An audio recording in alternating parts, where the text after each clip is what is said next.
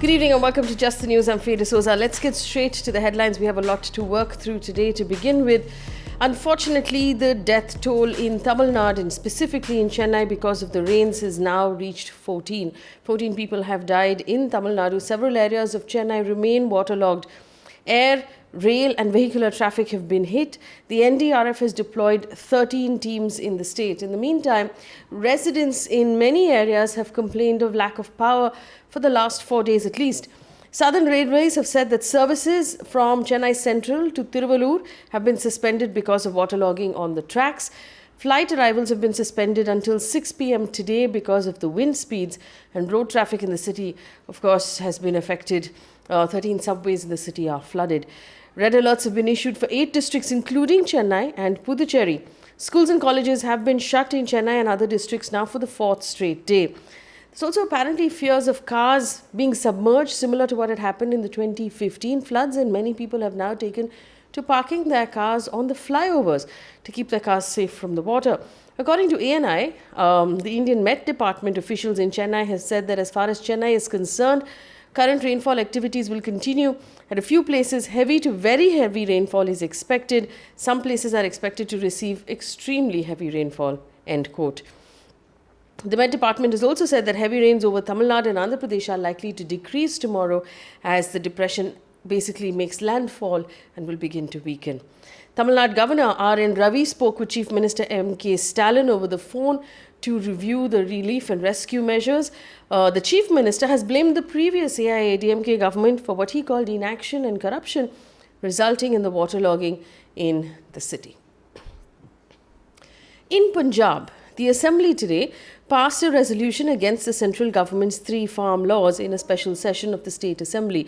Now, during the debate, Punjab Congress Chief Navjot Singh Sidhu blamed the Shiromani Akali Dal, which was a former ally of the BJP, for the 3 laws and said the beginning was made by the Chief Minister Prakash Singh Badal by notifying the Contract Farming Act back in 2013.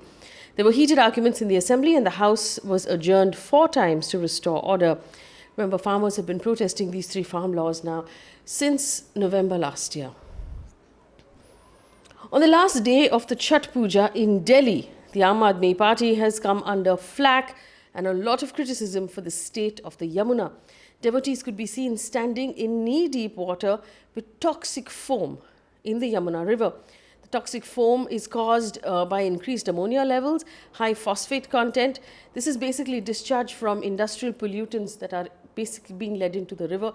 The river is extremely dangerous and extremely polluted. In some very odd face-saving exercises conducted by the Delhi government placed bamboo net barricades in the river to catch the foam and let only the water through. So the foam doesn't touch the people, but it's really the water that is polluted. Also, the government went as far as to depute some employees of the Delhi Jal Board to sprinkle water on the river in an attempt to dissipate the foam. This also resulted in a tussle between the Aam Aadmi Party and the BJP in Delhi. Aam Aadmi Party leader Raghav Chadha blamed BJP governments in Uttar Pradesh and in Haryana for polluting the Yamuna River. The Disaster Management Authority prohibited any sort of prayers and devotees from performing rituals on the ghats of the Yamuna to prevent what they call the spread of COVID. However, BJP MP Manoj Tiwari reached the Yamuna Ghat and said that he will not follow these orders, adding that nobody can stop people from performing rituals in the river. Earlier, the Delhi High Court had also dismissed a plea challenging the decision to prohibit devotees from performing Chhath Puja at the banks of the Yamuna River. The Yamuna River, after all of that politics though, remains extremely polluted. There's been another very severe drug haul in Gujarat, this time worth 300 crore rupees. These were seized in Gujarat's Dwarka district. Now, according to police officials quoted in the Times of India, it basically said that drugs were brought in via the sea route from Pakistan, smuggled into Gujarat from the coastal areas of Dwarka. There are concerns that there's an increased drug supply in India coming via Pakistan and Afghanistan. Afghanistan, remember, is the largest producer of opium in the world, and it's a major income source for that country. There are concerns now after the Taliban took over. The Maharashtra State Road Transport Corporation employees continued their strike for the 15th day today, even after Chief Minister Uddhav Thackeray appealed to them to cooperate with the state government and to resolve the issue. Now, apparently, the MSRTC is extremely cash-strapped and the employees are demanding that it be merged with the state government. 250 bus depots in the state were shut for the second consecutive day and people were stranded and they faced many issues. 900 employees of the MSRTC have been suspended for provoking and participating in the strike. According to PTI, suspended pediatrician Dr. Kafeel Khan of Uttar Pradesh's Baba Raghav Das Medical College and Hospital has said that he was sacked by the state government without due reason. The Uttar Pradesh Principal Secretary of Medical Education, Alok Kumar, said Dr. Khan was sacked after he was found guilty in an investigation into the circumstances leading to the death of the children in the Gorakhpur hospital when it ran out of oxygen. Dr. Khan said he will move to court when he gets his letter of termination. Remember, this happened back in 2017. He was suspended, arrested, and then jailed for his alleged role in the death of 63 babies, children, in Gorakhpur back in 2017. The children died because the hospital ran out of oxygen, and the Uttar Pradesh government suspended him because he apparently failed to take prompt action despite knowing of the impending crisis. He was jailed for 9 months and on charges of medical negligence, corruption, and dereliction of duty. Of course, the courts have cleared him of all charges. He now hopes that the government will reinstate him.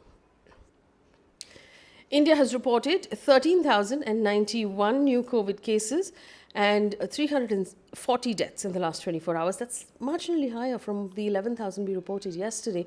Kerala reporting 7,540 new cases. The chairman and managing director of Bharat Biotech, that produces Covaxin, one of our vaccines, Krishna Ella, has said that the best time or the ideal time for a booster dose for Indian citizens for the COVID vaccine is 6 months after your second dose is done. Several countries like the US, for example, have commissioned booster doses for their citizens.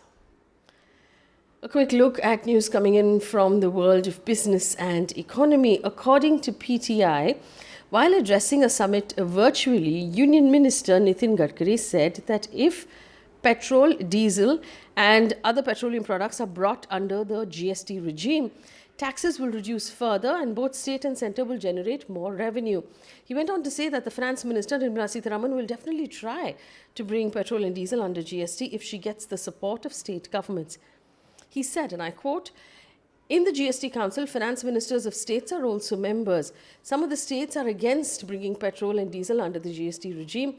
If petrol and diesel are brought under the GST regime, then taxes on these products will be reduced and both revenue of state and centre will increase." Now, you'll remember that he is right about the fact that the GST Council, which makes decisions on GST tax, basically has one representative of every state and, of course, the finance minister representing the central government. But the weightage on the finance minister, the central finance minister's vote is much higher than the states combined. And, of course, the BJP does control several of the states. So it has the lion's share of the vote in the GST Council. News coming in from across the world right now. A very strong boast for the COP26 summit. Two of the biggest emitters in the world, the US and China, have announced that they will work together in cutting greenhouse gas emissions, which is crucial in the next decade. This is really important. China's climate envoy has said that the agreement calls for concrete and pragmatic resolutions and regulations for decarbonization, reducing methane emissions, and fighting deforestation. The two countries will revive a working group that will meet regularly across the climate crisis and advance a multilateral process focusing on enhancing concrete actions in the coming decades. In the meantime, though, on a completely different note, China's President Xi Jinping on Thursday warned of a return of a Cold War-era tensions in the Asia-Pacific region. Now, this comes ahead of an upcoming virtual meeting with US President Joe Biden. Xi Jinping said, and I quote, "The Asia-Pacific region cannot and should not relapse into the confrontation and division of the Cold War era." He went on to say that attempts to draw ideological lines and form small circles on geopolitical grounds are bound to fail. The remarks reportedly were in reference to the US's effort with regional allies and their partners in the Quad. Remember, the Quad includes India, Japan, Australia, to counter China's growing economic and military influence in the area. Well, this is an interesting story, and let's hope that your boss is listening. Portugal's parliament last Friday approved new labour laws that makes it illegal for bosses to contact staff and employees after hours. According to the Associate Press, the regulation brings in new penalties for companies that disturb the privacy of their staff and their families, and it obligates employers to compensate staff for work-related expenses incurred at home. The law aims to attract digital nomads to the country and offer workers a healthier work-life balance. One piece of positive news before we leave you for today. Delhi's Ritika, who couldn't afford coaching classes for NEET, aced the exams with the help of YouTube classes and books. Her father, who used to do embroidery in a private factory, lost his job during the COVID lockdown. According to the New Indian Express, Ritika said that they struggled for a meal and survived using their savings. But seeing his passion and her good scores, her parents sold whatever jewelry her mother had saved for her wedding to buy her an Android phone and a book. Thank God for that. In the meantime, a total of 436 students from Delhi's schools cleared the NEET examination. Delhi Chief Minister congratulated students specifically from the government schools who apparently have done really well. That brings us to the end of the news. Thank you so much for listening. Do give us your feedback.